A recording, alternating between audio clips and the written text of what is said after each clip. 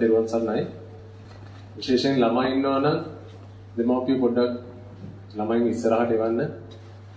මේ පේන තෙක් මානේ ඉන්නේ හිටියොත් තමයි වඩාත් සුදුසු. මොකද මේ ඒකනේ ඇත්තටම අපි මෙහෙට ඇවිල්ලා තින්නේ. නැත්නම් මොනතරම් ඔන්ලයින් බණ අහනවනේ කට්ටිය.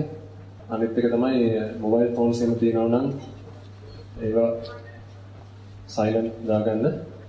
මම දරුවන්ටත් මතක් කරන්නම් මේ ඉංග්‍රීසි භාෂාවෙන් නමුත් ඊට කලින් අපේ දෙමව්පියන්ව පොඩ්ඩක් මතක් කරන්න බෑ. ඔයගොල්ලෝගේ දරුවන්ට ඉන්නවා නම් මේ අතේ මොබයිල් ෆෝන් එකක් එහෙම තියෙන පොඩ්ඩක් මොබයිල් ෆෝන්ස් යූස් කරගන්න කියන මොකද නැත්නම් තවත් කෙනෙක්ගේ දහම් සමාධියට ඒක බාධාවක් වුණොත් ඒක සුදුසු නැහැ. අනිත් එක තමයි මේ රෙකෝඩ් කරගන්න ප්‍රශ්නයක් නෑ ඔඩියෝ රෙකෝඩින්. වීඩියෝ කරන්න අවශ්‍ය නම් අර පැත්තට හරවල කරගත්තා නම් ඇති. ශාස්ත්‍රඥ වහන්සේගේ ධර්මය මෙතන කතා වෙන්නේ. ඒ නිසා මේ කියන කෙනා වැදගත් නෑ. කියන්නේ මොකක්ද කියන එකට විතරක් තමන්ගේ අවධානය යොමු කරා නම් ප්‍රමාණවත්. So for the children here, I think it's quite usual these days to have a mobile phone in your hand or in your pockets. Please may I ask you to either switch it to silent or switch it off while you're here. If you want to record what we're saying, then that's perfectly fine. Just do an audio recording. Please don't take pictures of the Deshakaduma or do any video recordings because there's no need for that. All you need to take today is what is being said, and all you need is your ears for that. You could be blind, and that's perfectly fine. All you need is to listen, understand what we're saying, and then put it into practice. And that should be your objective for today. If there are anyone outside, particularly children, can I please ask the parents in particular to send them in, because it's really important that you can see me, or at least be in the vicinity, so you can hear this quite clearly. And please come forward, because today is for you. If there's anything you've done in the last however many years you've been alive, perhaps today might be the most important day of your time so far. And make sure you take the time to get the most out of today. We don't have a great deal of time. When we normally do this in the UK, parents bring their children and we start for about, they say, okay, I'll come and collect them in about 1 hour, 1.5 hours. They'll turn up in about 1.5 hours and we're still talking. And then normally they leave about 2-3 hours later. Because once you start talking this Dhamma, it's very difficult to actually bring it to a conclusion. And that's the beauty of the Dhamma. It's nothing special about the person that's preaching it. It's the beauty of the Dhamma. It's the grace that is of your Lord Buddha. Okay? So please pay attention. Do not let anything else distract you. Even if a bomb goes off outside, that shouldn't be your concern for today. Even if you hear someone start to cry or whatever, doesn't matter. Don't pay attention to that. Make sure you get the most out of today. And I promise you that when you will leave a different person. You will look the same. I can't do anything about how you look. Okay?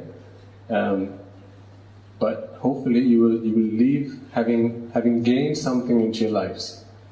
So I need you to ask yourself a really important question. What is your purpose for today? Ask yourself that question. What is your purpose for today? I have a purpose, but what is your purpose? Now, I can see obviously there are children of varying ages here. What's the youngest we have in the audience? Anyone 6 or younger? Put your hand up for me. Okay, 5? Are you 5 years of age? 5? 4? Okay. And what's the oldest we have? I'm not talking about parents. 16 and above? Anyone 16 and above? Okay, 17 and above? 18? 20? Okay, 25? 24? Okay, so 20s. Okay, so my task today then is to try and give you something when we have an audience of children in the ages between 4 and 5 and 20. That's not going to be easy, but that's okay. Because hopefully, what you will feel at the end of this is that anything I've said, I have said with you in mind, and nobody else. And that's what, that is again, that's a miracle of the Dhamma, nothing to do with me, okay? So, what is your purpose for today? That's the question I asked you to ask yourselves. What are you here to achieve? Okay? Good. What do you want to learn today? What is your purpose here today? Anyone else? To learn about Budu Sadhu. Okay. To learn about Budu Sadhu. Very good. So I have, and that's really good. You will learn about the Lord Buddha, Budu Sadhu, and you will learn about, you will learn to look at life, your own life, in a different way, in a different perspective. Okay? Now, this is what I want you to do, and I'll tell you what my purpose is in just a moment. This is what I want you to do. When we talk about, in the next few hours, as we talk about whatever we talk about, think about how do you relate what we talk about to your experience in life. You know, who's the expert of your life? Okay, let's put it this way. You go to school, you sit in a classroom, and you learn various subjects, science. Okay? If I came and asked you, while the teacher's in the class, and they're teaching science or maths, and I asked you, who's the expert in science? What would you say? What would your answer be? You would point at the teacher, wouldn't you? That's the expert. So you learn from the expert. That is the teacher. What about your own life? Who's the expert of your own life? Your own life story and your own life experiences? Exactly. You. You are the expert of your own life. So all I can give you is a perspective. It's a way of looking at things. But you need to apply that into your own lives. Because I don't know what your experiences are. I don't know where you've come from, whether you have brothers and sisters, what sort of family background you come from. I'm not the expert in that, you are. So all I can do is give you a way to look at life, and then to apply that is left with each and every one of you. So what is my purpose for today? I have three things. I have a duty, I have a responsibility, and I have a favor to give. I have a duty towards Shastrun Wahanse. Why do I call him Shastrun Wahanse? Have you heard that word before? So, Shastra is a doctrine or a philosophy in Sinhalese. Now, I know this is going to be a little bit challenging for you, particularly if you are not well versed in the Sinhala language, and that's perfectly fine, because this is why we do this Deshana in English, to try and help you understand some of the things that you might have heard in the temple, or your parents speaking about, or other sadhus talking about in Sinhala. You know, oftentimes your challenge will be, I'm sat there, I'm listening to everything that's said, but I don't get a word of it. And I know how frustrating that can be. So hopefully today I'll help you to cross that bridge, to help you to understand some of the things that are normally talked about in Sinhalese in English. However, I will use some Sinhala words. This is because sometimes to convey the meaning, it's really difficult to do it in English. I'll give you the Sinhala word so that one day you may refer back to it. I'll give you the English word as best I can. It's not going to be a direct translation. I mean, I've been trying to do this for about 2 years now. You know, we do similar programs with children of your age in England, and I've been trying to find words in English that give the same meaning as the word in Sinhalese or in Pali. And every time I come up with a word, it never conveys the same meaning. So because of that, I'm gonna give you the English term, and I'm also going to give you the Sinhala term, so that in future you can make reference to it. Okay, and when you hear your parents talk about it, or Hamdru talk about it in the temple, you'll be able to make that link. Okay, so Shastrun Mahanse. So Shastraya is philosophy, okay, or a doctrine. For example, a doctor. I'm not talking about a medical doctor. I'm talking about a doctor who has, there are doctors in various fields. Doctor in philosophy, doctor in biology, doctor in geography. In Sinhalese, the word for that is Shastrapati. So Shastra is doctrine. Doctor, doctrine. Okay? So this is my doctor, essentially. My Shastrapati. Shastramahanse. Because I am now a student, a lifelong student of the doctrine that he has given me.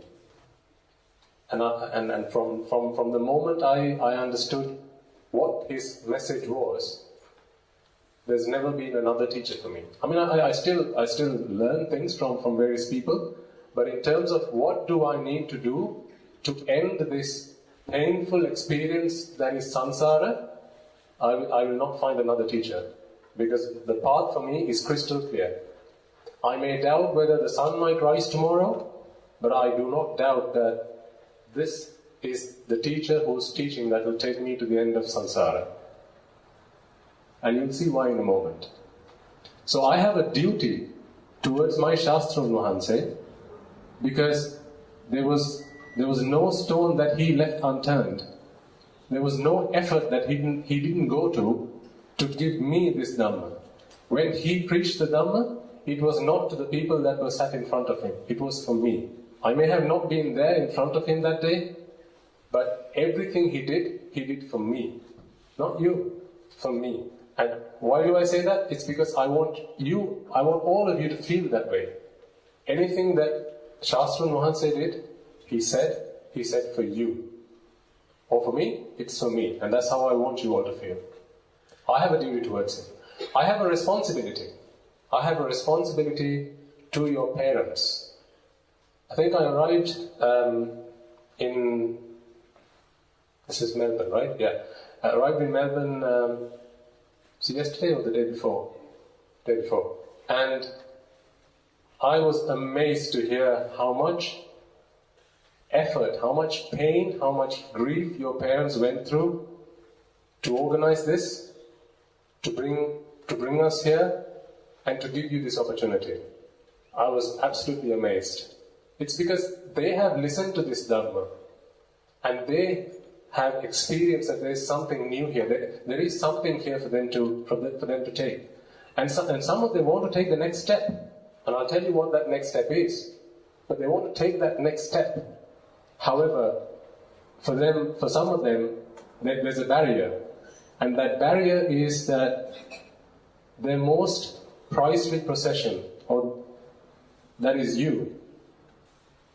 That barrier is because sometimes there are things that you don't quite understand yet when it comes to Dhamma. So when they come and talk to you and say, Pute or Due, I want to do this, I want to take that next step. Sometimes they might get questions from you. Tati, what do you mean? Ami, what do you mean? How can you leave me and go like that? And so I have a responsibility towards them. And I want to try and fulfill that responsibility. And I can only do that if you understand what we're talking about for yourself. And therein comes the third bit, the favor. I am doing a favor for you. This is a favor because what you take from today is not for me. I've come here, I'm going to spend the next few days here, and then I'll be gone. We probably never even meet again, ever. So what do I have to take from you? What is it that you can give me that I don't already have? I have a well-established profession back in the UK, which I'm going to be leaving pretty soon, because I'm going to be taking that next step myself. Again, I'll tell you what that next step is, okay? I've been to university, I've done all the things that you're probably thinking of doing in the next few years. I graduated with the first class at university.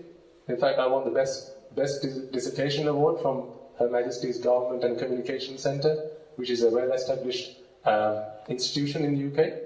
And the reason I'm telling you this is because I just want to share with you, there is nothing I'm expecting in return from you. This is why I'm doing you a favour. So I've got everything I need. What is left for me to take is what Shastra Mahansa has given me. And every day I take a little bit more from him. And this is why I have a duty to repay him. And the only way I can repay him, because he's not here with us today, is to do what he spent his entire lifetime doing, which is giving me what he realized for himself. Okay? However, so those are the three things those are my objectives for today. But for you, it'll be the same, but in reverse. What do I mean by that? You have a duty towards whom? Yourself. You have a duty towards yourself. This is not the first time you've been sat in front of a Deshakatuma, a preacher in English, to try and understand something. This is not the first time you would have done this, even in samsara. You will have had previous births where you've tried to understand something. What is this process of rebirth that the Lord Buddha talks about? Why does it call that? Why does it say it's full of suffering? And if it is, how do I end this process? This is not the first time you would have listened to this kind of talk. However, you and I, we're still here. How much longer do we want to keep doing this? How many more times do you want to be sat in front of this audience, or sat listening to somebody saying the same thing, and then still not do anything about it? How many times do you want to be in grade 4 or grade 5? How many years? If you're in grade 4, think of whichever class you're in at the moment. If you're in grade 1, 2, 3, 4, 5, whichever class you're in, how many years do you want to spend there? If you're in grade 6, how many years do you want to spend in grade 6? Can't hear you. 1. Okay? You only want to spend 1 year in that class, because as soon as you learn what you need to learn from there, you need to move on to the next class. Because if you spend a second year in there, people are going to be wondering, something's not right with that child. If you spend 2 years there, they're probably thinking, that's probably a special needs child. Or something really is not right. What's wrong with them? Is it family background? Is it the fact that they're not going to a good school? Or is it, what's wrong with them? And if you spend a few years there, people just stop talking about you because it becomes embarrassing. Okay? You and I, we've all been in that boat. Shastra Mahansa attained Paranibbana 2,500 years ago. And I'm still here. I am still here. So clearly, I haven't done everything I could possibly do to follow in his footsteps and complete this realization as he has done. So clearly, I haven't done everything I can, and I'm not prepared to make that same mistake again. I'm not prepared to do that, and neither should you. Okay? So you have a duty towards yourself. That is to make the most of today. Listen to what we're talking about. Pay no attention to anything else that's happening. Even if a phone goes off, don't worry about it. Let somebody else worry about it. Today, your concern is just what we're talking about. You have a responsibility. Who do you have a responsibility towards? You have a responsibility towards Shastra Mahansa. Because remember what I said at the start. The perfect one. He's the perfect one. He's gone through so much, and as you learn about the Lord Buddha's life, hopefully you will begin to realize how much he's gone through. When he attained Buddhahood under that Bodhi tree, he had achieved everything he wanted to. There was nothing else for him to gain after that. But then he spent 45 years of his life giving to you and me what he learned, what he realized. Why? Out of pure compassion. In the face of all kinds of adversity, he fought all of that for whom? For him? What did he have to gain from that? Or he did all of that for you. So, and even from, since his time, how do you think we still have this Dhamma? The Buddha doesn't come every morning and preach Dhamma to us now. How do we still have the Dhamma that we talk about? Have you heard of the Tripitaka? Have you heard of the Bible? So we've heard almost all of us have heard of the Bible, but unfortunately not the Tripitaka. Very good. The Tripitaka, and please go and speak to your parents about this at the end of this. Talk about what you learn here with your parents. The Tripitaka, or in English it's called the three canons. Canons because they're a set of books. So the Bible is one book. The Tripitaka, how many books do you think the Tripitaka is? 3 volumes. But each volume has a number of books. Any guesses? 54. So if you think there's a lot of Dhamma in the Bible or in the Holy Quran, how much Dhamma do you think there is in the Tripitaka? You could stack them up just like you do the Encyclopedia Britannica. That's how much Dhamma my Shastra and Mahansa gave us. But you don't need to know all the Dhamma there is in the Tripitaka. I mean, I never would, not certainly in my lifetime. To gain the fruit that we need, we don't need that much. We need something that is really, really, really, really simple. However, whatever that is really simple, we need to understand clearly, without any shadow of a doubt. And hopefully, I'm going to try and give you that today. So from you, I need absolute 100% attention, because I need to fulfill my responsibility to your parents, and I need to fulfill my duty towards Shastra and Mahansa. Those 2 things I am bound to do. I have a responsibility and I have a duty. But a favor, I'll do it if I can, and I won't if I can't. So remember, I have a favor to you, however, you have a duty towards yourself. Okay? This is why I try and emphasize that point. Okay.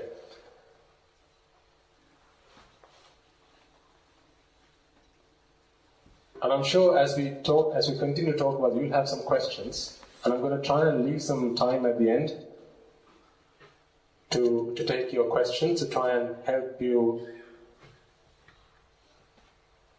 unravel some of the doubts that you might have. Sorry. Okay. So,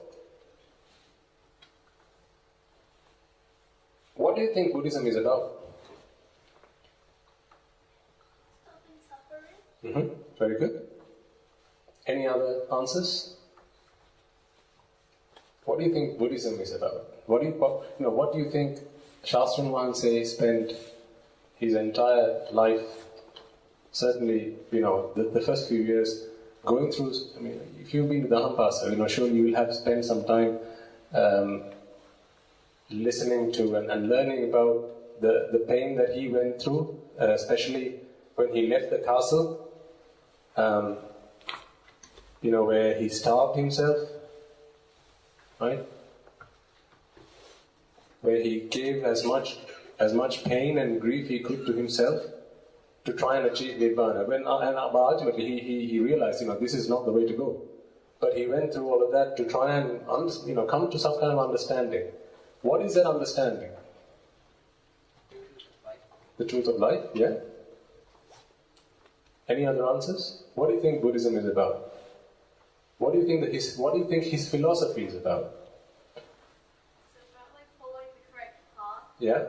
It's about following the correct path. And remember, I told you there are 54 books of the Tripitaka. However, have any of you heard of the names Sunita or Sopaka? Put your hands up if you have. Sunita and Sopaka. Okay, good. So we have a few people.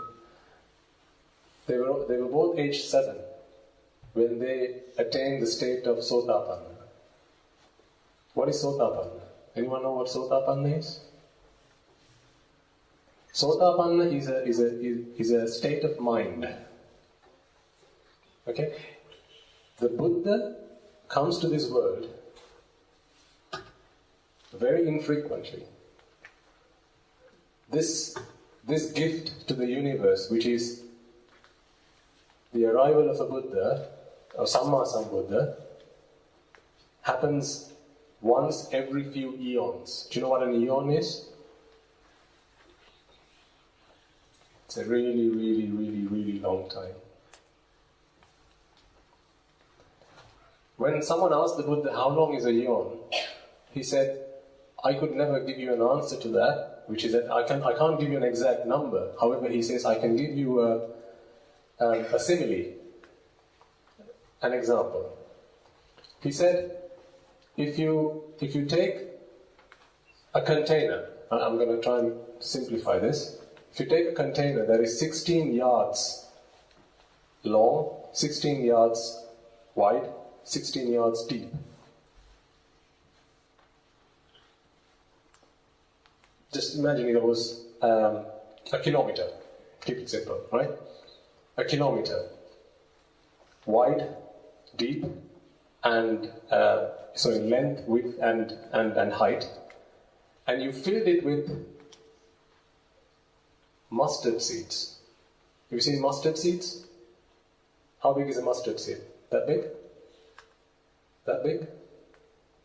That big? How big is a mustard seed? It's tiny, isn't it? A mustard seed is tiny. Okay? If you fill that container with mustard seeds, and you then removed one seed of mustard every 100 years. Every 100 years you remove one seed. Okay? So, that might probably be longer than your lifetime.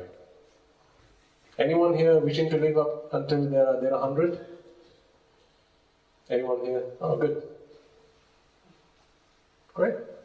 That's good. A life is measured not in... the value of life is not measured in the number of years you live. However, the service that you can deliver to the world. But to do that, you need to have done service to yourself. Okay? So if you remove a mustard seed, one mustard seed every 100 years, an eon will pass away. Sorry, you'll have removed all of the mustard seeds, but the eon will still be left. There will still be time left in the eon to complete. Now a Buddha comes into this universe, into this world, after about 4,000, 5,000 of these eons. One Samma Sambuddha. Now we've been fortunate that actually in this, what they call a Bhadrakalpa, I'm still looking for the English term for that, so don't worry about it. It's a really, really long time. We've had 5 Samma Sambuddha, or we've had 4. Gautama Samma Sambuddhajanan Mahanse was the number 4. There is a number 5 who will come along, but again in a very long time. I mean, you've told me 100 years is more than your lifespan. Okay, so the point I'm trying to make is, do not wait until he comes along. Because the thing is, even if he comes along, he's going to teach you the same thing. He's going to say exactly the same as what our Shastra Nuanse taught us. So it's not going to be any different. So why wait then? Okay? So we said, what is Buddhism then? So Buddhism, we had to read some really good answers. The Buddha comes into this world to deliver a message. And that message is, this existence, there's a problem with this existence. There's a problem. And the problem is that we all live a life expecting to be happy, to be satisfied. However, we keep looking for happiness and satisfaction in places that they don't exist. This is why we are always looking for it. Think about your parents.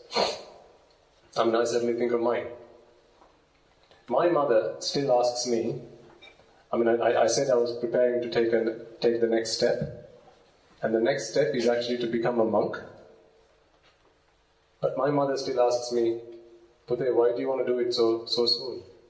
You've been to university, you've had a good life, you've had a good education, you've got a good job. Why do you want to do it so soon? Wait until you're a bit older, you've had 1 or 2 kids, and then do it. And then I ask them a question in return. So I ask them, okay, so my mother is now 60, yes, my father is 65, and they're both in the same boat. So they both ask me this question. And I tell them, okay, so all of these things that you are asking me to do now, you've done them, right? Yeah, so they've got married, had kids, had good jobs, etc., etc. So are you happy now? Are you fulfilled? Are you happy with your life as it is? Is there anything that still bothers you?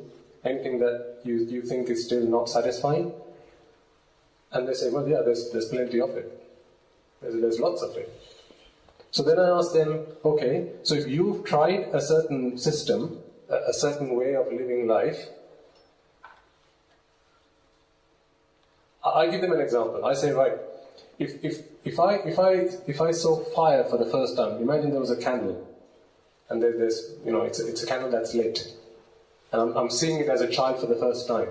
I walk towards it, and I try to touch it. What do you think my mother would do? Exactly, she would stop me, right? She would pull me away from it. Why? Exactly, to stop me from getting burned, to stop me from getting hurt. So if she thinks that's going to hurt me, then surely and this is what she's doing, she's stopping me from getting hurt. So, and clearly she would have burned her fingers in the past, either while she was cooking, or lighting a candle, or, a matchstick, or whatever the case might be. She would have hurt herself, and now she wants to stop me from going through that and experiencing the same pain. This is what parents do. This is what your parents would do. Why do they try and give you a good education? Why do they try and send you to the best school that they can afford and the best school that they can get you into? Why do they try and make sure that you associate with the right people, with the right friends, and keep your distance from people that they think are not you shouldn't be? It's because they want you to have the best of whatever they can afford. My parents are no different. So if they would do that for something as simple as me going and touching a candle or fire, getting my fingers burned, and they've experienced a way of living life for 65 years, and they're still not happy with it, I asked my mother, why do you want me to try the same thing? You've lived 65 years of your life, your parents have done similar, their parents have done the same. Why do you want me to do the same thing? Have you already not made a mistake and learned from it? Isn't your duty, your responsibility to stop me from making the same mistake? Unfortunately, they don't have an answer to that question. Not yet anyway. And so I tell them, well, thanks to my Shastra Mahanse, I have found a way to remain happy when everything around me falls apart. When the whole world is against me, when people come and shout at me, believe you me, before I came across this Dhamma, I was, I didn't want people to come and shout at me. Obviously, none of us do. We want people to talk to us nicely, we want people to be kind to us, but now I'm quite the opposite. Every day I look for people to come and say bad things to me, be nasty to me, to shout at me, to find faults with me. Why? Because they're all my teachers. What do I mean by that? A teacher is someone who tells you that you've got a problem somewhere and then help you fix it, right? Isn't that what a teacher does? Isn't that what your teachers do? When you're in the class, you do your homework, you make a mistake somewhere with something, and then tell you that's not how you should have done, do it like this. Now, the teachers that I come across, these people that I talk about, people who aren't, shout at me or be nasty to me, they can't necessarily tell me what I need to do, but that's what Shastra Mahansa did for me. However, they give me experiences in life to apply what I've learned from Shastra Mahansa. That's the lab, that's the laboratory where I practice what I've learned. And hopefully you will be able to do the same. Think about when your friends, take something that you really liked and they don't give it back to you. What does that do to you? Makes you sad. Makes you sad, exactly. What about if your friend calls you a name that you don't like? How does that make you feel? Angry.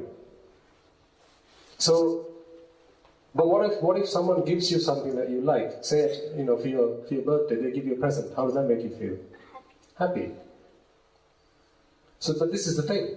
Our happiness and sorrow, or happiness and sadness, depends on what other people do to us. So my happiness and how I feel internally is a function or is dependent on how people treat me. Right? And how the world around me behaves. How people talk to me, how people do things to me, whether they're nice to me, whether they're bad to me. Something's wrong with that. Why is my happiness dependent on other people? Why can't I be happy when everyone and everything around me works against me? Why is that dependency there? So there's a problem there. This is the problem that I talk to my parents about. So I tell them, your happiness is very much dependent on how your friends, your relatives, your children treat you. I mean, today, when I tell my mother, I want to go become a monk, she becomes sad. But she's lived 65 years of her, or 60 years of her life trying to look for nothing but happiness. And yet today she fails. So if 65 years of practice and study isn't working for her, surely she shouldn't ask me to do the same thing. And this is why I tell her, I found a different way. I found a way to remain happy even when everyone around me is nasty to me, is bad to me, doesn't talk nicely to me. How would you feel if you were able to do that? How would you feel if, when you went to school or you're with friends, someone takes something that doesn't belong to you and you don't feel hurt about it? How would you feel about that? Happy. Exactly. So you would always be happy. This is what we all try to do, right? Why do you go to school? Why do you go to school? To learn. Why do you learn?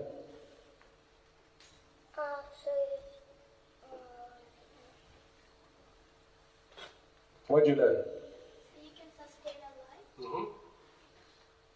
Why do you do that? How do you sustain a life? By getting money, yeah. This is what your parents are doing. So you don't need to think far. There's not much you need to think before you can find some answer to some of these questions. To earn money. Why do you need to earn money? Mm-hmm. To buy food. Mm-hmm. And get a good life. Yes. So to buy food, to buy the things you need, clothes, things like that, right? Why do you need that? To survive, yeah? And to be happy, generally. Right? So you do all of these things so you can live a happy life. So if you need to do all of these things to be happy, wake up at whatever time you wake up in the morning. And what time do you wake up in the morning to get to school? 6? Okay, well, trust me, and you can check this with your parents. If you wake up at 6, they probably wake up at 4. They probably wake up at 4 to make sure you are up at 6. because they have to keep waking up. Come on, Putta, wake up. Your school bus is here. Get ready. Start getting ready. And also, they need to cook for you. They need to cook for themselves. They need to take, do all of the, clean the house. All of these things. Remember, all of this is coming for you. So if you think you can wake up at 6 today, ain't going to happen for long. All the things that they're doing today, watch and learn, because you're going to have to do that. All of those things to sustain yourself and your children if you end up having children. All of the pain that they need to go through, you will have listened to your parents at home talk about, I've got this bill that I need to pay, a credit card bill or a tax bill or a water bill or electricity bill. How do we pay this? Mother and father talking about it at home. And I encourage parents to, bring children in when you talk about these at home. So your children can learn from your experiences so that they don't have to make the same mistakes that you did. We take on ourselves, because this is the only method we've ever known. You're born, they raise you to an age where you can start school, you go and learn at school, you go for tuition classes. How many of you go to tuition classes? I'm listening to some of the people I've been talking with. Apparently, tuition is a big thing in Australia. Apparently. So, you need to do all of that. Why? So you can try and have a good life. Do you enjoy waking up at 6 in the morning? Who prepares your food at the moment? You say your parents. For how long do you think they're going to keep preparing your food?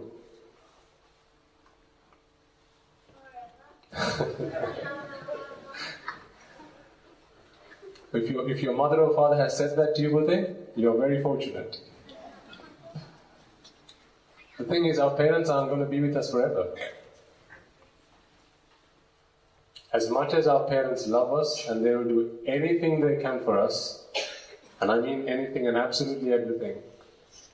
I talk to some parents and they commit sins. They commit sins so that their children can have good and happy lives. This reminds me of the responsibility I have towards your parents. They would commit sins, and a mother I was talking to tells me that when my son, and this is in Australia, so probably someone you already know. Okay, she tells me when my son was a young child, and you have ants and insects in Australia. We don't get a lot of them in England. Some reason, maybe it's just because they can't bear the cold.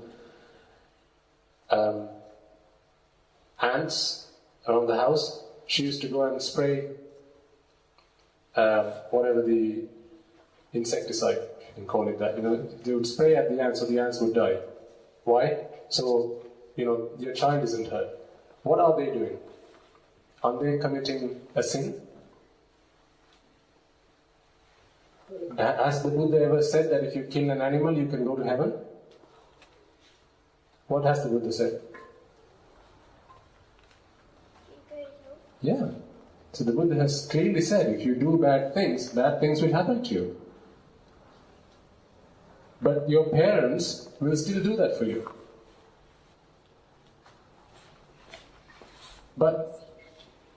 And one day, if you end up being a parent, you're going to do the same. Unless you understand what I'm talking about today. And you take it in. And you process it. Because, are you prepared to go to hell? I encourage you and speak to your parents. There's some really nice videos on YouTube. I don't think any of you are foreign to YouTube. I'm told, someone I came with said apparently iPads are quite prevalent in Australia, and it's become a bit of a problem because you're on your iPads all the time. So surely YouTube is something that you're not new to, right? Just type the word hell into YouTube. And watch some of those videos. Ask your parents to, with your parents around, ask them to show you some of the things that would happen to you in hell. But your parents are willing to sacrifice that for you. See, I asked my mother, if they spent their entire lifetime, which is what they're doing, they spend their entire lifetime trying to accrue wealth, money, okay, whatever they think is of value, property, houses and money and whatever, for their children, myself, how would they expect me to use that? They would expect me to be very careful with it, wouldn't they? Particularly if they've gone through a lot of pain and suffering to accrue that, to gather that, they would expect me to be very careful with that.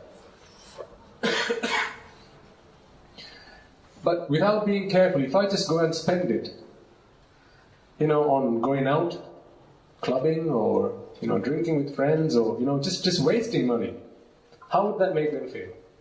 If I just wasted everything they gave me, how would that make them feel? Miserable. Exactly. They would think how ungrateful you are. Now, the reason I say this is because wealth, money, okay, and property are things that you can see that they give you. But what about all the things that you don't see? What about all the hours that they put in to enrich your lives? What about all the hours that they spend, sleepless nights that they spend to bring you up, to give you everything that they can do for you? I mean, after all, they brought you into this world. Do you think that was easy?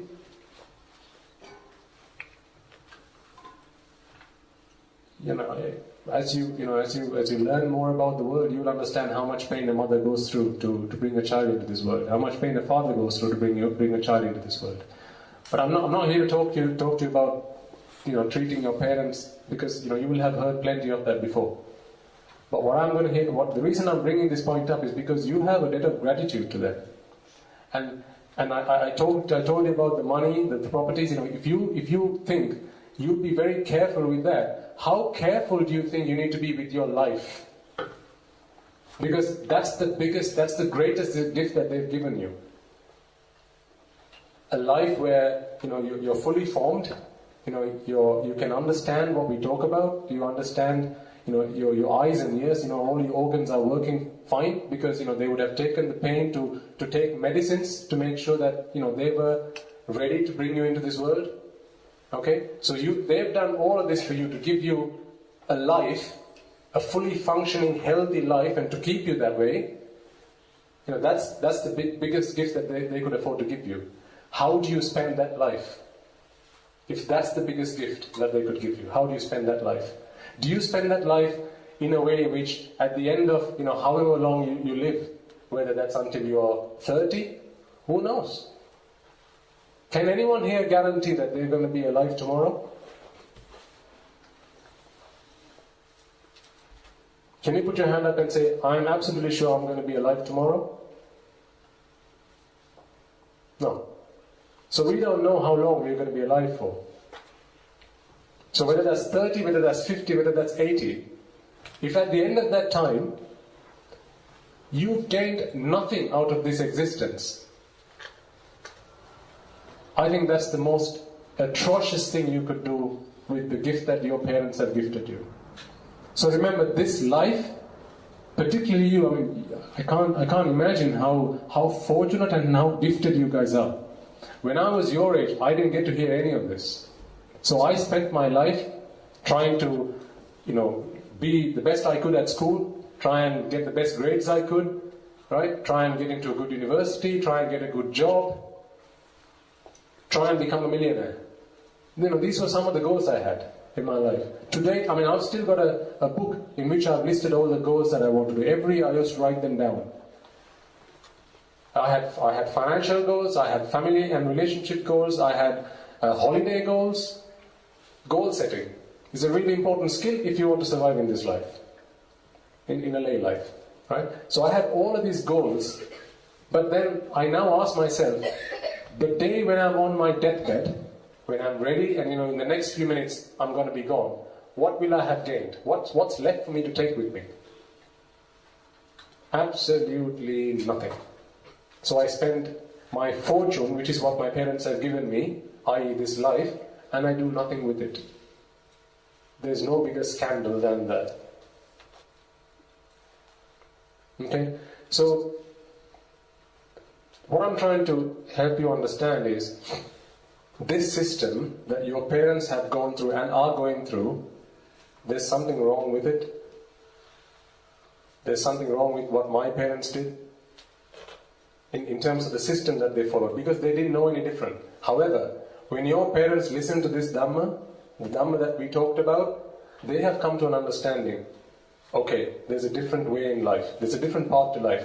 There's a different way that can bring us happiness no matter what happens.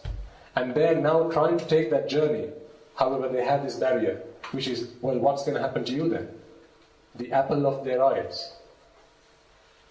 So this is why you need to have some kind of understanding of what we talk about, so that you can then go to them and say, Ami or Tati, I understand why you are now looking to take this journey, and I'm going to be supportive of that, and I'm going to help you, and in fact, if possible, I'm going to come with you. But that only comes through understanding. So what is this understanding then that we talk about? This is the important bit. So pay attention. We live our lives thinking that happiness exists outside of us. We talked about this before. It's the friends that bring us happiness, it's the kind of food that we eat that brings us happiness, the presents we get that brings us happiness. So the thing is, when those things change, your happiness changes with that. How you feel changes with that. The reason I'm going to talk to you about this for the next few minutes is because all of the things I said before about your parents, okay? I have one more thing actually I want to say at this point, because I think it's really, really important.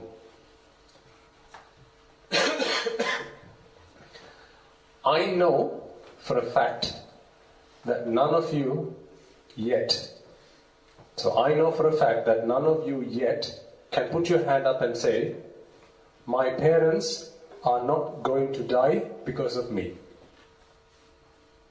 You're probably thinking, what the hell are you talking about? Can you absolutely guarantee to me and put your hand up and say, my parents are never going to die because of me? I'm never going to kill my parents?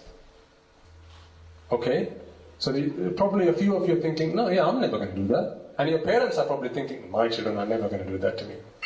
Because I love them so much and they love me lots in return. Okay, fair enough. Have you never heard, or particularly the parents, when they read newspapers, see articles about how sometimes, parents have been killed by their own children? These things happen. Unfortunately, this is the world that some of you sitting here may not have been exposed to yet. But these things happen. Children kill their parents. Doesn't happen a lot, but it does happen. But at least it doesn't get reported a lot, even if it does happen a lot.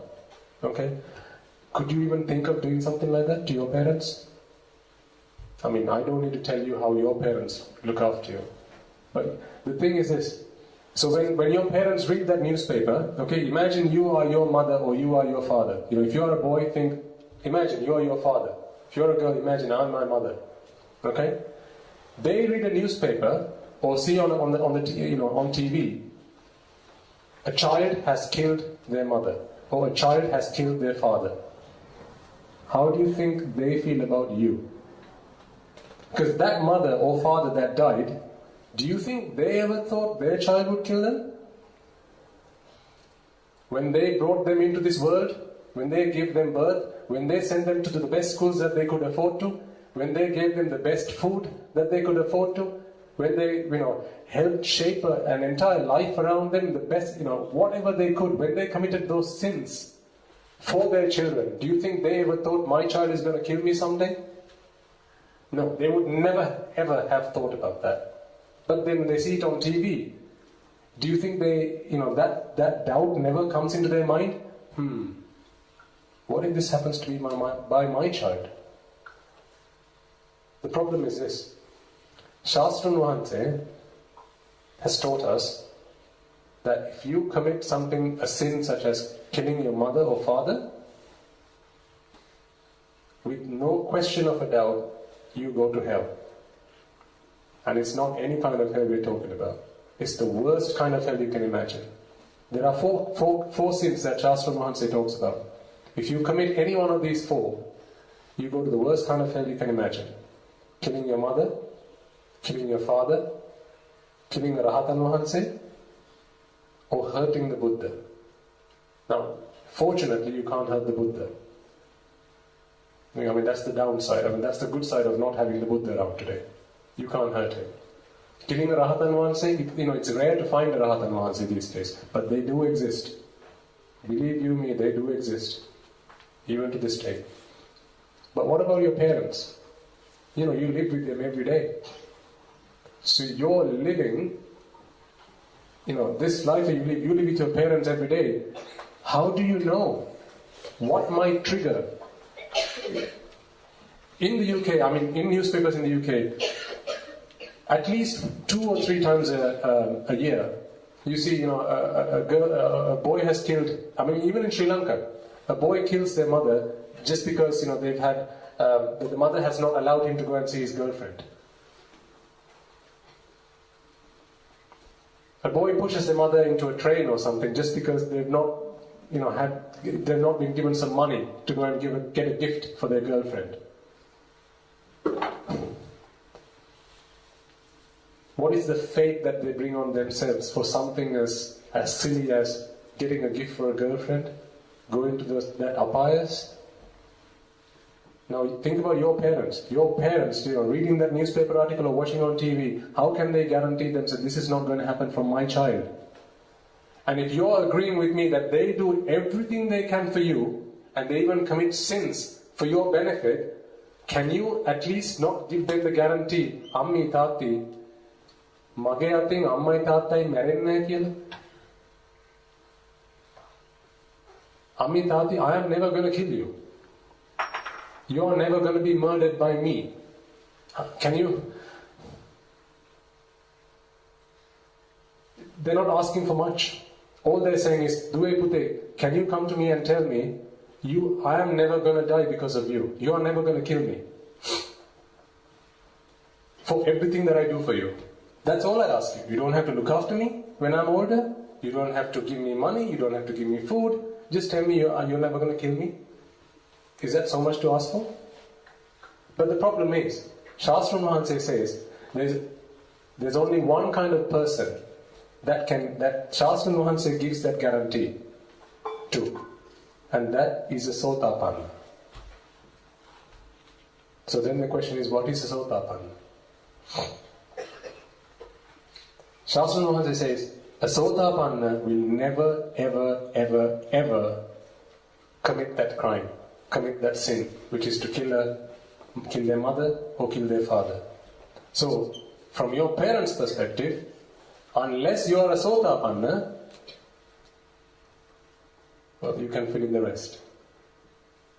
They have no guarantee that they are not going to die from something that you do. So what do you need to do then to repay the gratitude that you have for them, or the debt that they do for you? To try and become a Sotapanna. Because that's the only way you can guarantee Ammi Tati mage atin nan ammai tattai marenne. Wena komari mare, mage atin marenne. That's not a lot to ask for, is it? And to become a Sotapanna is not that difficult. Regardless of what you might have heard in the past from other Deshana, it's not difficult to become a Sotapanna. And I'll tell you how you become one. I'll tell you now. But first I want you to understand why becoming a Sotapanna was so important. Because Shastra Vahanse says, once you become a Sotapanna, you never go to hell. Never ever.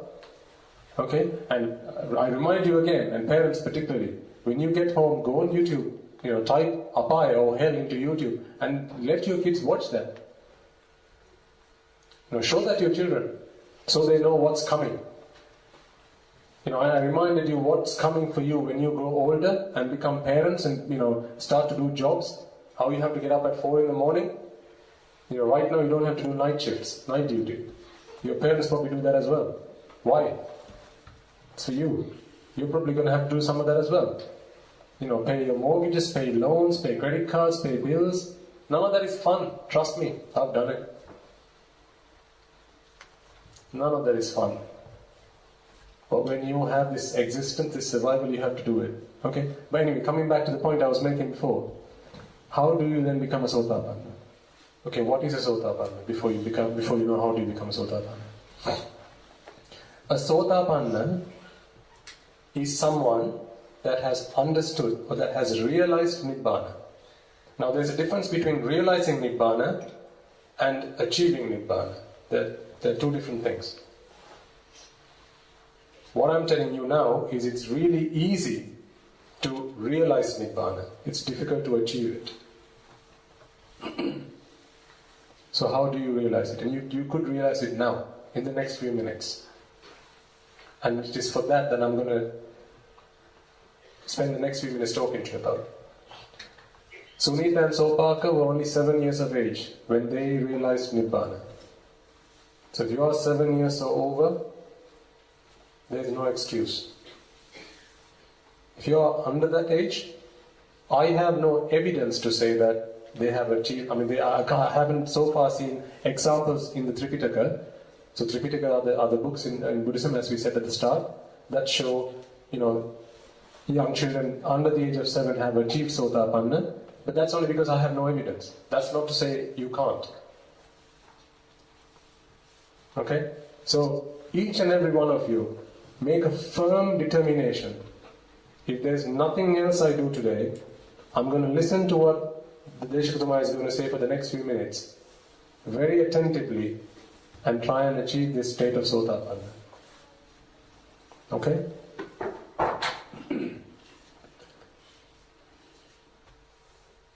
Shastra Mahanse has taught us that there's a problem with this rebirth cycle. Why? Well, we just talked about it a few minutes ago. You're only children at the moment, but you have to you grow old. You become, you become adults, parents, and then you have, you don't need to go into the hells to see the suffering that you're going through at the moment. Ask your mother and father, Ammi Tati, දැන් විඳින දුක ආයෙ විඳින්න ඕනද කියලා පොඩ්ඩක් අහලා බලන්න. Just ask them, do you want to go through the pain that you're going through now again? I'm not going to give you the answer, you go and find the answer. Find the answer out from themselves. Okay? So that itself is dukkha, is suffering. Well, what about the hells? That's beyond comparison. What about animals you see? That is a type of hell. Who here has pets at home? Dogs, cats, rabbits? Okay, what do you do when you have a headache? Or when you have a tummy ache, what do you do? Get medicine for it. And how do you do that? You go to the doctor. So you probably tell Ammi or Tati and say, Ammi Tati, badari. Can I have some paracetamol or can you take me to the doctor? What do you think your dog does? Or your rabbit, your pet hamster, whatever pets you have at home. Pet kangaroos, do you have kangaroos? Pet kangaroos? Your pet can't speak. It's probably going to cry and you're thinking it's hungry. You give it some food. It's still crying because it's got a headache. Can't even tell you what's wrong with it. That's the apai, that's the animal hell. But there are 3 other hells that you can't even see. There's a Pereta Loke. Okay? That's where you can't see these things, unfortunately, right now. But one day you will be able to. And that's when you develop your state of mind. You cultivate your state of mind where you can see the unseen worlds. The Peretas. Watch these things on YouTube. There's plenty of stuff. Obviously, they're not videos of Peretas, but there will be animations of it. But animations based on stories that people have told once they've seen them. And then there's the Niraya Lokas, where, okay, what's the hottest it's been in Australia in the time you've been around? 40, is that 40 I heard there? 40? 40 going once? 40, 45? No? 40? 40, okay, go with 40. And how do you feel when it's 40 outside? Tired, exhausted, sweating, right? Thirsty? Now how would you feel if it were 3,000 degrees centigrade? I wouldn't feel anything because I would be dead. Exactly. Very good. The unfortunate problem is, when you're in those apayas, you don't die because of the heat. You just feel the experience. You just experience the pain. You don't experience. You don't die until you've expired all the bad karmas you've done to go into the apaya. Until all of that has expired, you don't leave the apaya loka. You're in apaya, in hell. But in 3,000 degrees. Now, if 40 is bad, trust me, you don't want to go there. But the problem is, I've been there. Not in this birth, I have been in the past. And I don't want to go back there. Shastra Mahanse says, this is what I'm saying, if you trust in Shastra Mahanse, he's telling you what he's seen from his samadhi. Okay? If you trust in him, then this just going back to your parents. Your mother said, "Don't touch the fire because it's going to hurt you." Your response could have been, "Ami, I'm not going to trust what you're saying. I'm going to go touch it and experience it for myself." You can try that. So if you want, you can go into the apaya, experience that, and then come back out. Whenever that happens. In apayas, your lifespan, I think someone said they want to live up to 100. If you're lucky. But in apayas, these are many thousands and thousands and thousands of years. So imagine in 3,000 degrees for that long a time. Even if you die, you are reborn again in the apaya. And they don't let you just be there. Watch these videos and you die. Remind you again. Okay? I have been there and I don't want to go back there. This is why Shastra Mahanse comes into this world, to teach us the way to stop going into the apayas. Because of the compassion that he has. I told you, under the Bodhi tree, he realized enlightenment. He could have just, that's it, I'm done. You worry about yourself, I'm not worried about you. But no. He went through samsara because of the compassion that he had towards us, to try and give us this Dhamma. Okay? So a Sotapanna, Shastra Mahanse says, is someone who never goes into apaya. So it should be your duty to yourself to try and become a Sotapanna. What you need to understand to become a Sotapanna is the reality of this life. I think someone said, when I asked the question earlier, what do you want to get out of today? And they said it was about the nature of life or something similar. Shastra Mahanse says, whatever you see around you, including yourself, is anicchai, dukkkai, anattai. What does this mean? So these are Pali terms. I'll try and explain them in English.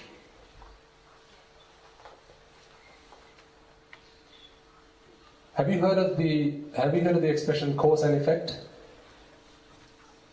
Cause and effect, causal origination, paticcasamuppada. Okay, you might have learned some of these concepts at Dhampasal if you go to Dhampasal. Cause and effect. This is the essence of Buddhism. Cause and effect. Okay, let's do an experiment. Everyone likes an experiment. I want all of you to think of, and don't tell the person next to you, don't shout it out loud, just think to yourself. Think of a random number. I'll give you 5 seconds. Think of a random number. Okay, time's up. So you'll all have a random number in mind. Now, I'm sure you'll all have different numbers in mind. I'll ask for a volunteer to tell me what that number is. Let's do it. 5, okay? Question for you then. Why was it 5 and not 4? Because it's your favorite number. Good. Why is it your favorite number? You've been through that age. Is that how old you are at the moment? Oh, you've been through that age. Okay. Good, very good. I'll come back to that. Another volunteer. Yes, Budu. 100. 100. Why 100? Why is it not 200?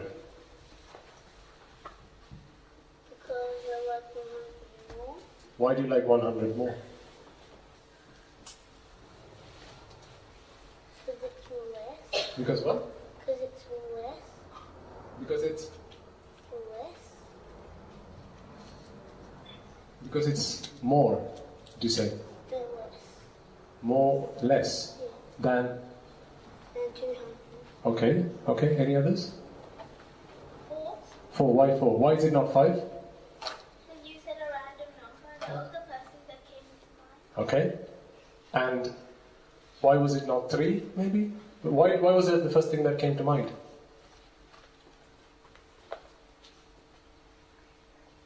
Okay, good. Okay. So what I want you guys to think about now is when I asked that girl over there, why was it 5 and not 4? Okay, she said it was her favorite number. And then we asked, why was that? And then she said it's because she's been through that age.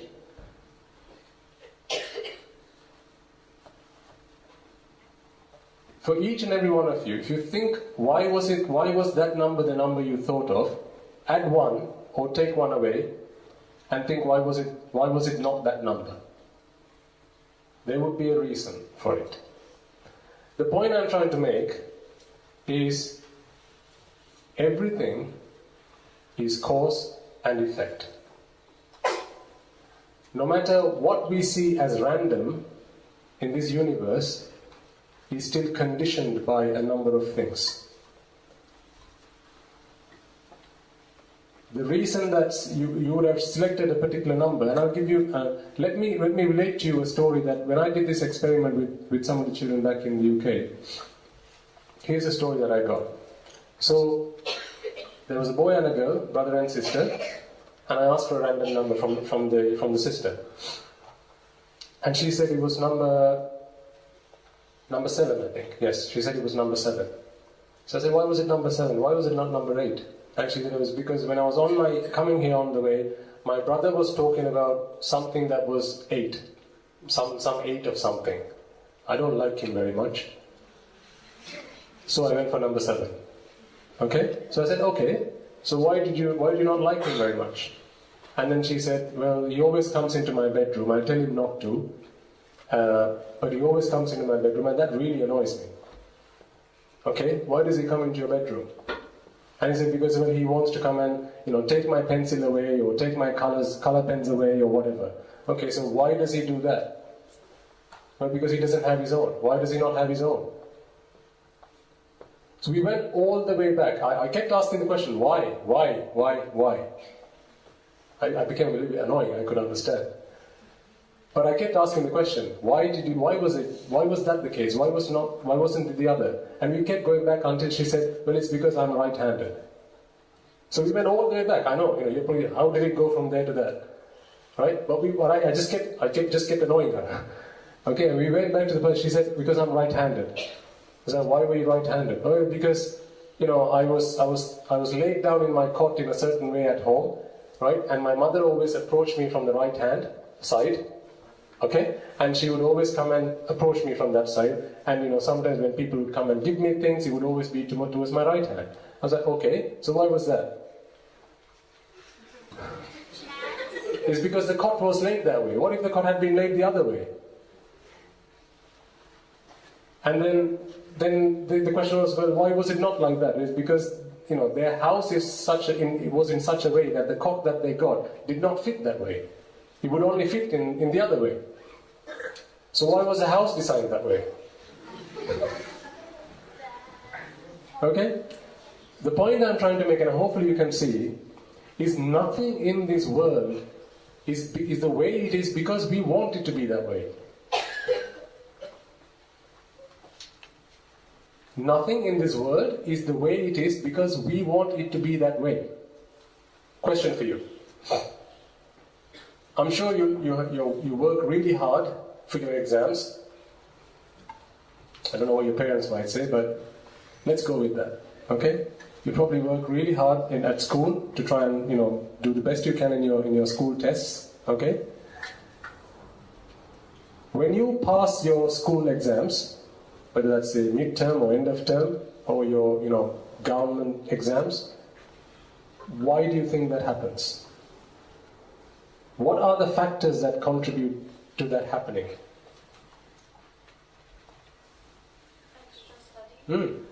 Exactly. It's because you put in the work to do that, right? Now imagine, how many of you here would like to be a doctor? I'm very surprised. We've only got 2 arms, 3 going up. Oh, 4, okay, okay, actually a few more here as well, right. Now, if I asked your parents a question, how many of you would like your children to be doctors? I think all of them will probably put their hands up. Maybe, okay? But the point being this.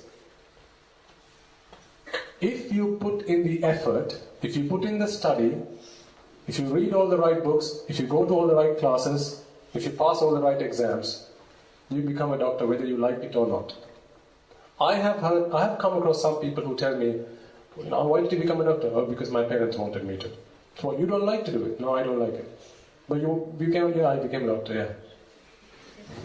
I never wanted to. I want to go and become a lawyer, or I want to be a musician, or a dancer, or an athlete. But no, my parents wanted me to become a doctor, and so I became one. What are they telling me there?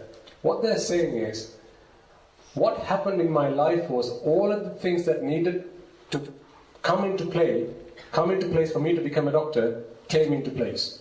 And therefore I am today a doctor. But it had nothing to do with whether I wanted it or not. Whether you want something to happen or not is the same as adding a 0 to that equation. Think about when your parents make a dish at home. I'm sure you all have had paripu, right? Dal curry. Okay. So what does your mother do when she cooks dal at home? She would take some dal into the container. She would wash it, right? Keep it on the cooker. Put turmeric powder. Put chili powder. Put this powder. Put that powder. Salt, water, polkiri, all of these things, and you would let it simmer in the fire for a few minutes. What is she doing? What she's doing is she's creating all the right conditions for the parippu, the dal curry, to come to be created. Whether she likes it to be a dal curry or not has got nothing to do with that. If she does the same things again, but wishing, I wish this didn't become a dal curry. I'm going to add the turmeric powder, I'm going to add the chili powder, I'm going to add umbalagada and this and that and this and that. But I don't want this to be a dal curry. Do you think it's still going to be a dal curry or is it going to be something else? It's still going to be a dal curry. What is she doing there? All she's doing is she's creating all the right conditions for a certain effect to take place. And this is exactly what Shastra Mahatse taught us. Whatever you see in this universe is just cause and effect. Question for you. Think of your best friend. Think of your best friend. And think of your friend at school that you really don't like. No, you don't need to tell me who they are. There's a chance they could be here. Is that a friend that you really don't like? Sorry. Somebody you don't like? That's true, yeah. So it's not a friend, it's just someone you really don't like. Okay? So your best friend and someone you really don't like at school. Okay? Now, if something bad happened to your best friend, how would that make you feel? Yes? It would make you feel sad. But what if something really bad happened to this person that you really don't like?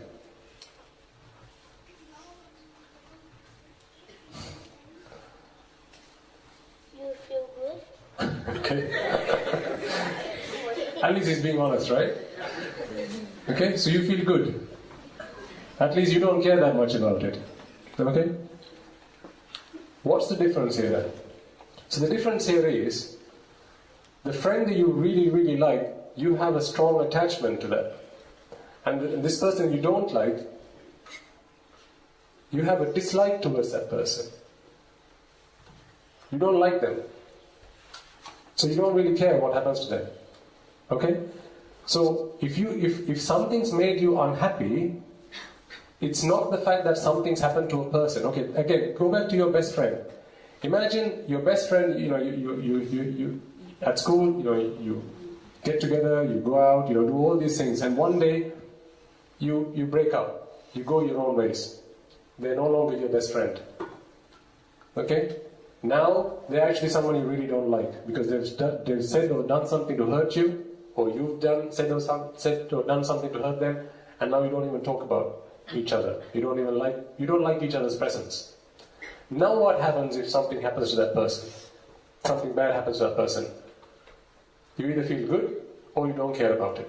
But when they were your best friend, you cared a lot about that, and that hurt you as well when they were in pain. So what was the difference? It's the same person. What's changed?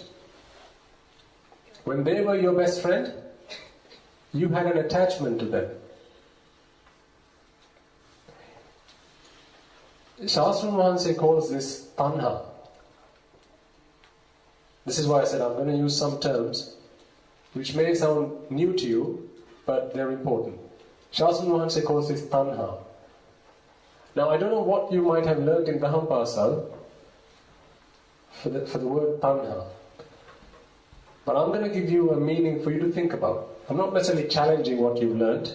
I just want you to think about this. Words that, particularly in Buddhism, each word has a meaning. Have you heard of the word etymology? Do you know what etymology means? So anything that has the phrase ology at the end is a science. So like biology, biology, technology, etc. Okay? Etymology is actually how a word has come into being. What makes up that word? Now, etymology deals with the science of the construction of a word, how a word has come into being. Tanha, the reason tanha is called tanha is, if you break that word up, it's tan-ha. Tan-ha becomes tanha. What is tan? Tanak kiyane mokad? A place, right? Ha kiyane ha veno kiyane mokad?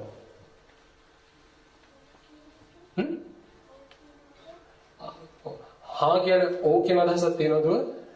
Ha වෙනවා කියන්නේ attach වෙනවා කියන එක. To be attached. So if you are attached to something, that is tanha. What Lord Buddha says is, tanhaya jayati soko. Tanhava hinda dukkha ඇති වෙනවා. It's tanha that creates the suffering. So going back to your friends, your best friend, who when they were your best friend and now they're no longer your best friend, it's the same person. You are the same person. What's changed? Your attachment that you had towards that person. So when something bad happened to them while they were your friend, you really didn't like it because of the tanha. But when something good, when something bad happened to them when they were not your friend, you don't care about it. So going back to the point we talked about before, if it's the things around us that make us happy or make us sad, well then every time. And also remember, we talked about how things are cause and effect, how things are all conditions. Okay? So your random number, there was a reason why you came up with that random number. Okay? If you attach yourself to something, but then the conditions for that changes, what happens then? The attachment changes. So, example, say you have a drawing, you've drawn a really nice picture, you've colored it, okay? And this is something you're going to take to an art competition. Okay? So it's next day, you spend a lot of time drawing it and it's now ready to be taken. You wake up the next morning and you've seen your Malli or Nangi or if you have a small younger brother or sister, they'll come and spill some water on it. How would that make you feel? It would make you feel really sad. Yes. Okay? So that would make you feel really sad. But what is it that caused you to be sad? I mean, think about, what was it that created that picture? All of the conditions that you put in, drawing the circles in a certain way, drawing those lines in a certain way, coloring it in a certain way, all of those conditions gave rise to that picture. Okay? And then you attached yourself to it. Oh, this is my picture, I really, really like it. It looks really nice and I'm going to take it to the competition tomorrow. Okay? Or say the competition got cancelled. Oh, it's not going to happen now. It's going to happen next year. That would make you feel really disappointed. This is what happens. When you attach yourself to something, you've got to get ready to be disappointed. How many of you have cars at home? Or your mother or father owns a car? Okay, majority of you. What do you think is one of the first things they do before they put the car out onto the road? Wash it, okay. There's also something called insurance. Again, hopefully, clearly you've not had the pain of having to go through that, but it's coming, trust me. Okay, you have to get insurance. Why do you get insurance? So insurance is something that covers you in the event that your car is damaged. So what are they doing? They're preparing themselves for when the conditions for the car to be the way it is changes. That's what insurance is. The moment you put the car out, you don't know what might happen. Another car might come and hit you, someone might jump in front of you as you're driving down the street, right? That might damage the car, it might hurt the person. And then you have to pay for it. The reason you take insurance is so you don't have to pay for it, the insurance company pays for it. But you pay the insurance company for that. It's a premium you pay for them, okay? But think about this. Why am I talking about insurance here? It's because we take insurance out for our cars, but we don't take insurance out for our minds. When you set an expectation on something, you are setting yourself up for disappointment. Why? Because things are conditions and effects. It's cause and effect. Everything is cause and effect. When the causes change, the effect changes. But when you attach yourself to whatever that effect is, and the cause has changed in the background, the effect has now changed. And whatever you attached yourself to before, you don't have any longer. And so you're disappointed. But this is the problem. This is what Shastra Mahansa says. When you set yourself up with expectations, ensure you expect disappointment. Take out an insurance policy for your minds. And that insurance policy is the philosophy that Shastra Mahansa taught us. Anicca dukkha anatta. And that is to understand that this is the nature of the world. Because when you expect it, what is it that causes disappointment? What causes disappointment? Exactly, what is that called? Expectations. So disappointment is sorry, say that out loud, Puthe. So when you want something to happen but it doesn't. Did you all hear that? When you want something to happen but it doesn't happen, that's what causes disappointment. As an expectation doesn't realize itself, you have a disappointment. So what if you expected that to go wrong? What happens then? Are you disappointed? If you expect something to go wrong, and then it goes wrong, well, you're not disappointed because that was the expectation. This is what Shastra Mahansa says.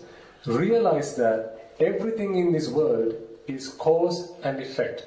When the causes change, the effect changes. When your mother is cooking that dal curry, no matter how much she expects that dal curry, if she adds a little bit more salt to it than she normally does, you're probably not going to be able to eat it. She'll serve it to the guests, the guest comes along, they start eating and they spew it out. What is this? She wanted to cook a nice dish that everyone in the family could share, but you can't eat it now because the causes have changed. You added a little bit more salt, a little bit more of this, or a little less of that. Something really simple. You don't need lots to change for the effect to change. A very small change in the cause can change the effect. But when you attach yourself to it, that's where the problem is. But if you understand that as soon as the causes change, the effect changes. Let me give you an example that you will be able to relate to in your lives pretty soon, I imagine. In life, we go through relationships. Okay? So you see your parents in relationships, okay? Your relatives. Chances are, as you grow older, you will get into a relationship with somebody. Okay? That could be a girl or a boy. What is that relationship a result of? Think about this. Think really long and hard, because this is usually a point of frustration for your parents, just as much as it is for you. Because when you come home crying, "Ane taatti, are mana karapu de balanna kiyala," or "Ane taatti, look at what she did to me, she left me," "Ane taatti," or "Ane ammi, my girlfriend left me," it's going to cause disappointment for you, and it's going to cause disappointment for your parents as well. But what is a relationship? A relationship exists for as long as you can give each other what you expect from that relationship. So if what you really like about the girl or the boy that you get into a relationship is the color of their hair, or the way they speak, or the way they give you things to make you happy, what if that stops? What if they change the color of their hair? What if it's really simple things? What if they say something to you and that hurts you because your expectation was something else? You're disappointed. What you need to understand, though, is a relationship only exists for as long as there are conditions for that relationship to exist. Otherwise, why do people get divorced and go their own ways? People, I've read stories in the UK where, young couples, they've gotten together with each other, they've spent a long time getting to know each other, years and years, 10, 15 years getting to know each other, get married, the next day they get divorced. And you wonder, what? What were you thinking? Why? Because that relationship was based on a number of conditions. As soon as the condition, then it could have been something like, I don't like what you said there. And the other person goes, "What do you mean you don't like what I said there? I've been saying that for forever."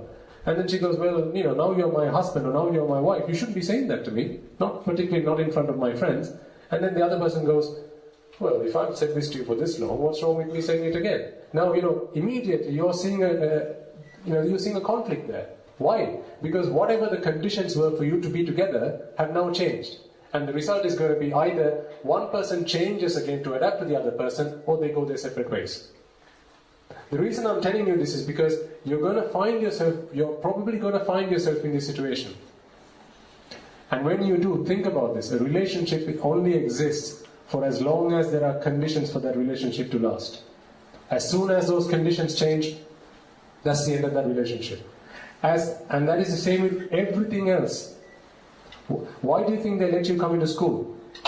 Because you behave yourself, you do your homework on time, you respect your teachers.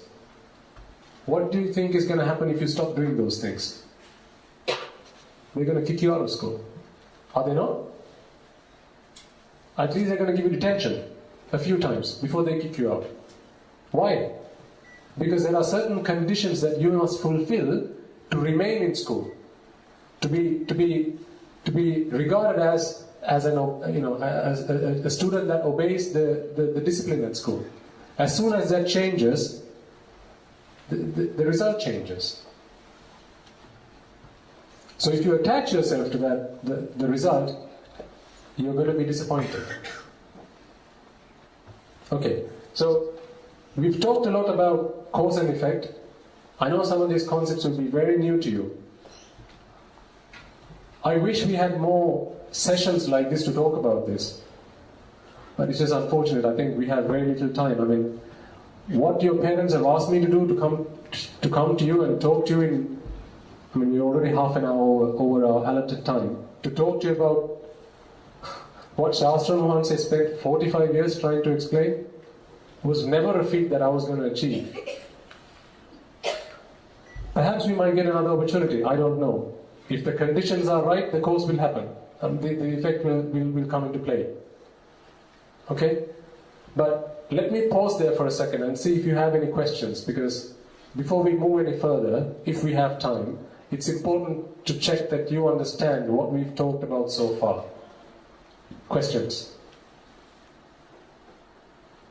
To what extent can the individual change the conditions? That's a very good question. To what extent can the individual change the conditions? An individual can change conditions to a large extent. I know the reason you're asking me that question is because then again you feel like you're in control of that situation, and it's not just, it's not something outside of your control. However, what do you need to influence a condition? You need to think about it. You need to be influenced yourself to make an influence. What is it that influenced you? It could be things, and it could be something someone has said. For example, today could be influential to you. It might influence the way you treat your parents. It might influence the way you conduct your life from today. Potentially, I don't know. Or you might think, what a waste of time that was. Whatever. Remember, I'm not expecting anything in return from you. This was a favor for you. Okay? But it's conditions that cause for you to think in a certain way, which then you go and make an effect on a certain entity, which then gives you a different result. Does that make sense at all? But please, ask me it in a different way if that didn't quite answer the question. Okay. I think that was a very good question. I'd like to add another example to that, just to make it a little bit more clear. So, how many of you here like football? Do you call it football here or soccer? Soccer? Football? What's that?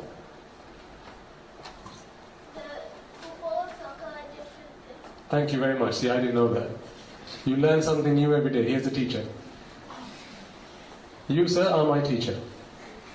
So football and soccer are two different. Okay, who likes football? Okay, we have someone there. Okay, two in audience likes football. So imagine you're in the middle of a game. There's a net. You want to kick the ball into it. Now, there are many conditions that need to come into place for a result, which is a goal. Okay? And the player that's running towards the net, kicking the ball along, is thinking, well, I'm going to influence this. I'm influenced. I am the one that's going to make this choice. I'm going to kick this goal and I'm going to get a goal. And I'm going to help my team win. So that is all dependent on me. I'm the master, I'm in control. Now, what are the conditions that need to come into place for that ball to be kicked at the right time, at the right speed, for no other players to be in between, for this ball to get into the goal? What about the training, the amount of training that he or she has had? What about the weather? How damp it is? What about how wet the grass is? What about if someone else jumps in the middle? What about the flow of the wind? Is that not going to have an influence?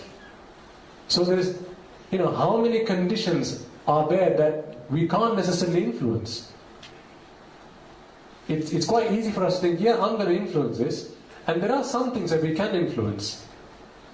But even that influence you're making on it has been influenced by something else. So even you're thinking, actually, I'm going to use this strategy here and not that. I'm going to kick this ball in a certain direction. I'm going to use my left leg instead of my right leg. That choice was influenced by something. It could be that, for all the training you've done on the pitch, that's your best leg. So what was that influenced by? How you were laid down in the cot. Whether you were left or right-handed. Again, it keeps going back. Where do you stop this? This is why, if we were to take one thing, just one thing, and say this tissue, why is this tissue a certain way? Why is it crushed in a certain way? And why not another way? You could go back years and years and years talking about why did that happen? Okay, so why did that happen? Why did the other thing happen? You could never end. But this is why I feel I'm helpless. I have no guarantee about my own life. Because my life is conditioned by a number of different things.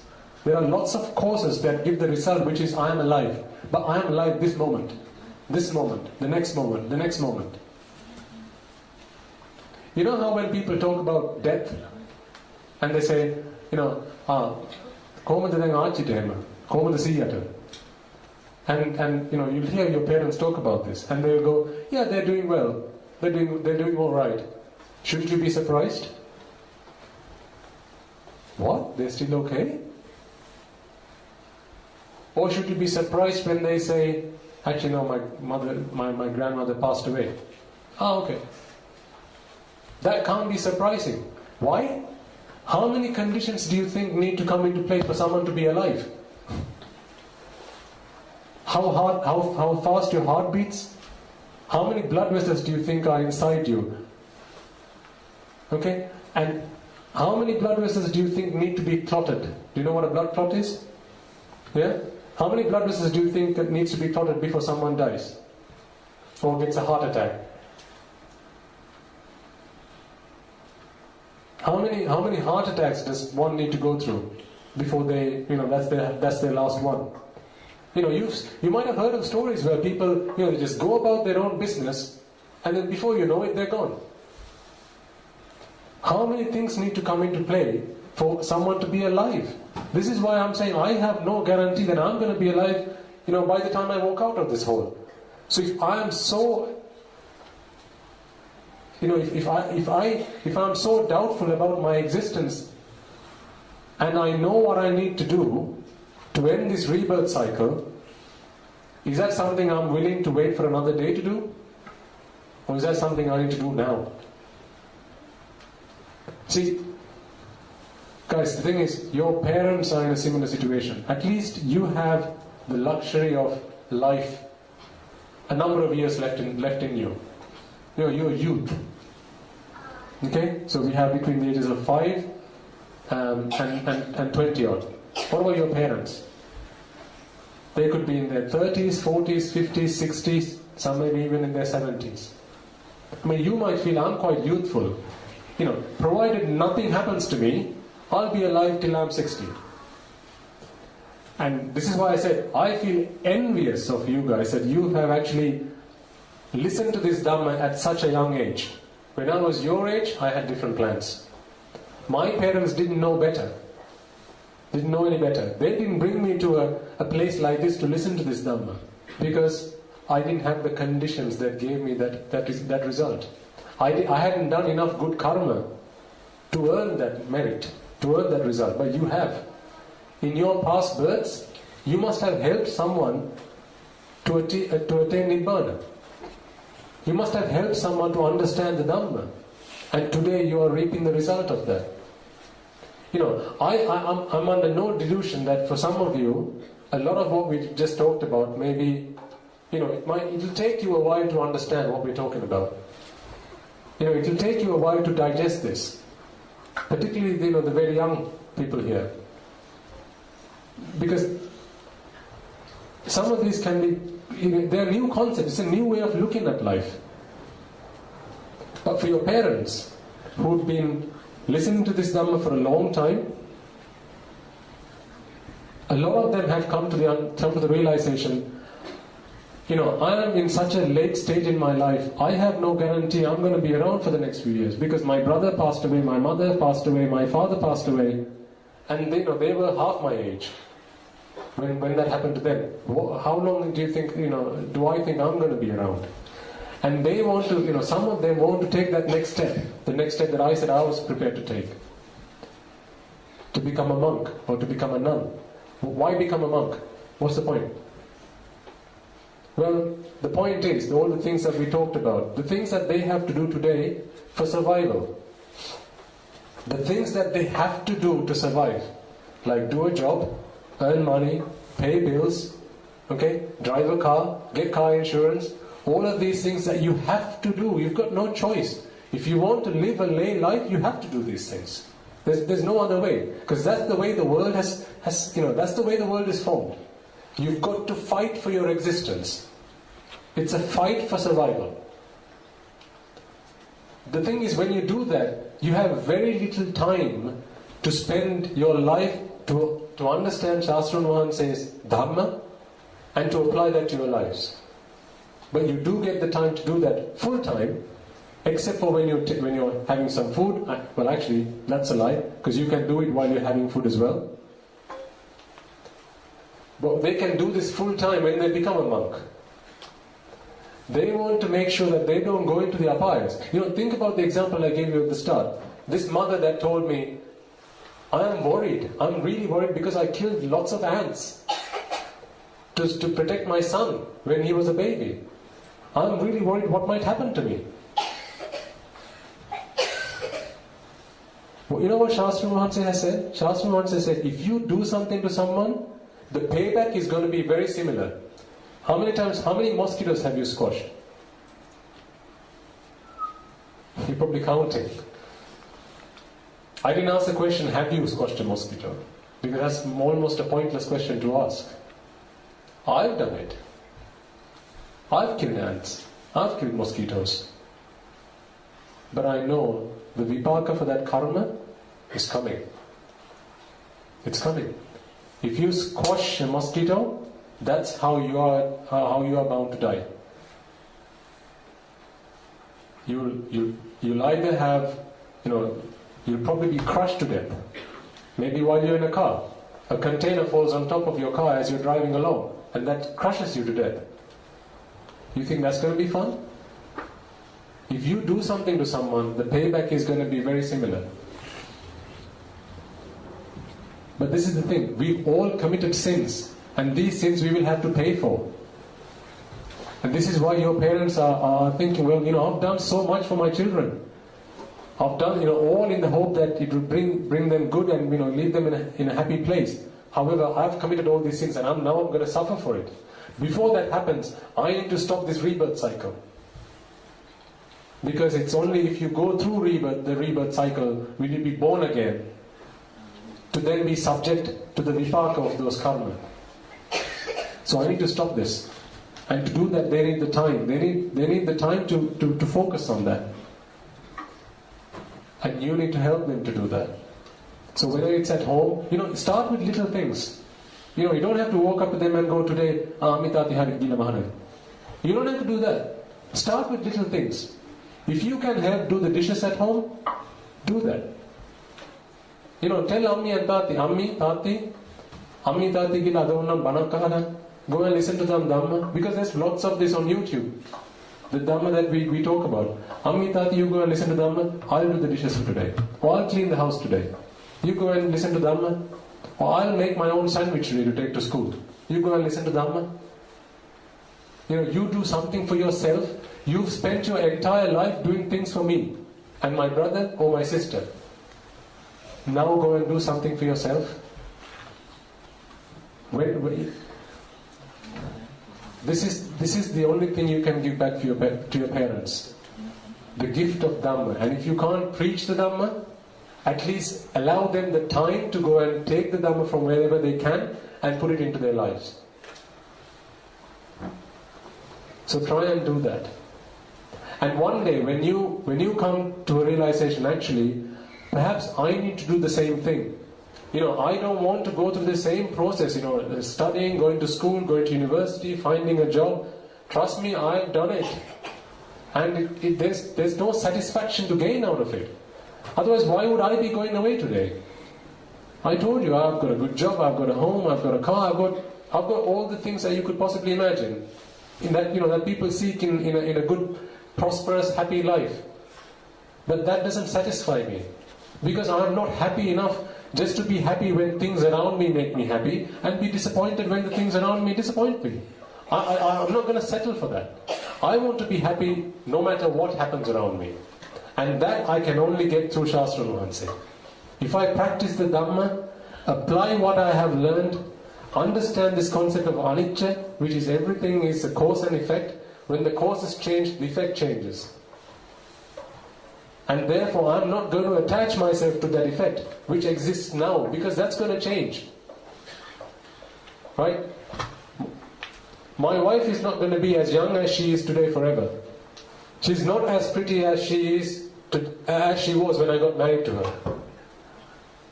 Which is the truth. She probably doesn't find me as attractive as when we got married. Today, she and I, we both decided to go into the monastery to become a monk and a nun. Why? Because we've realized, we've come to the understanding, we spend a life, our parents have gone through this before us, our grandparents before us, and go back any number of generations as you want. And now, go and speak to your parents, ask them, Ammi Tati, you spent all your life trying to make yourself happy, trying to make us happy. Are you happy today? Are you satisfied today? And ask see what answer you get back from them. If they tell you, yes, Pute, yeah, I'm really happy. Nothing ever disappoints me. I'm perfectly fine. Then do as they say. If, however, they tell you, I've done all this so far, I'm tired, I'm exhausted, and yet even tomorrow I need to go to work. Why? Because I still have to pay a mortgage, I still have to do this, I still have to do that, I have my parents to look after, I have to do this, that and the other, and I'm still not happy about it, I'm still disappointed, and I'm still not quite content with life. Then ask them the question, do you want me to go through the same thing? And come to your age and then come to that realization? Or do you want me to try something different? Then they'll help you come to an answer. And if that answer is yes, Due Pute, what you understood today, we weren't able to understand until we are the age we are today. You've been so fortunate to understand what you understand now at such a young age. We want to help you to find a different way, a different path, to find a happiness that is forever lasting, that is not dependent on the things that happen around you. Then let them make that change in your lives, and you help them in return by doing the things that I said. Take on some of the things at home. Allow them the time, because that's the one thing that they don't have. They don't have the time because they've spent their entire lives on you. Then they still do. Every moment that they're awake, they spend on you. So give them some time back. Do the things that you can at home. Release them from some of those duties and responsibilities. If not the duties, at least the responsibilities. Help each other out. That's the biggest gift that you can give them. It's not looking after them when they're old. Certainly do that. But there is something you can do for them right now. Help them do that. Any other questions? Yes, with it. When you're talking about the apaya, if you kill an animal, you turn to one and you feel the pain.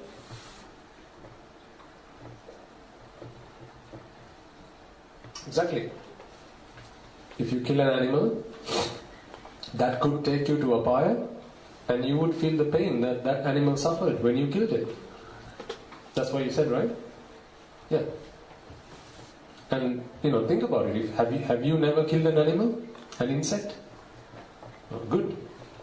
If you haven't, the thing is, you're still quite young, and perhaps you haven't had the opportunity to do that. When I say what I mean by that is the missed opportunity, or you haven't been in a situation where you are having to do it. Say if you were sat somewhere and your mother or your father sees a snake approaching you, do you think they'll just let the snake come and attack you? They'll either take you and run away as far as they can, or they're going to go and hurt the animal. If they go and hurt the animal, they will do a pinna and they will do a power. They'll do a good deed and a bad deed, a sin as well. The good deed will be saving another human being. The bad will be killing that animal. What have they done? They've just sacrificed themselves for you. At the moment of their death, if that deed, killing that animal, is what comes into their mind, they will be born in a place, in Apaya, where they're going to suffer for it.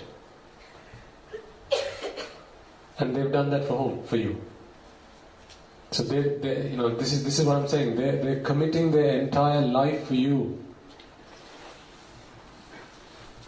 They're giving you a gift that you can't put a price tag on.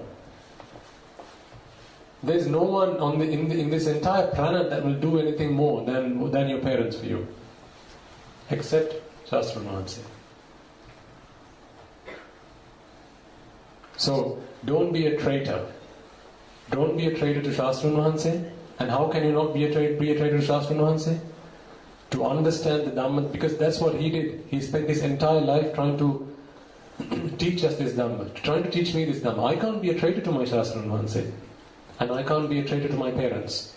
And neither should you. How are we doing for time? It's 3:30.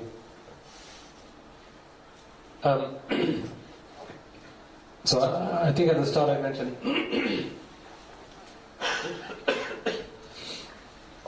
in the UK when we get together like this, parents bring their children for about an hour, and then they come back in an hour and say it's not finished yet, and we go on for about 2-3 hours. It's because how can I try and explain to you something so profound in such a short time? It's just completely undoable. However, hopefully I've given you something to think about. What I'm going to suggest to you is I've asked you to do a few things. Can you remind me what are the few things I've asked you to do today? Yes, well done, Dhara. On the internet, go and search for Apaya, ask your parents for help and permission, maybe, to do that, and then watch with them, and then you'll have questions. What's happening here? And then they'll explain to you. Okay, do that. Second thing? Helping your parents. Exactly, Bhutai. Help your parents. Release them from some of the things that they are doing for you right now. Simple things. Cleaning your bedroom. Making your bed. Why do they have to do that for you? If they're doing so much for you already. They've given their entire life to you. Can you not make your own bed? They're prepared to go to Apaya for you. Can you not make your own bed? Do that for your parents. Wash the dishes if you can. Sweep the house if you can. And when you do that, tell them, Ammi Tati, you'll see them doing the work at home. Ammi Tati, Mangoka Karana.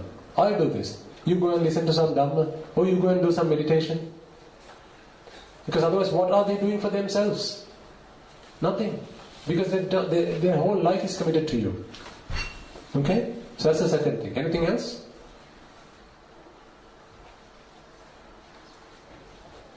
What's the other thing? Remember what I said when your parents look at the newspapers, watch TV? Yes? Exactly. Right now, there are conditions, you just not have the opportunity or the situation where your parents could be killed or murdered by you. Take that worry away from them. That's not so much to ask for.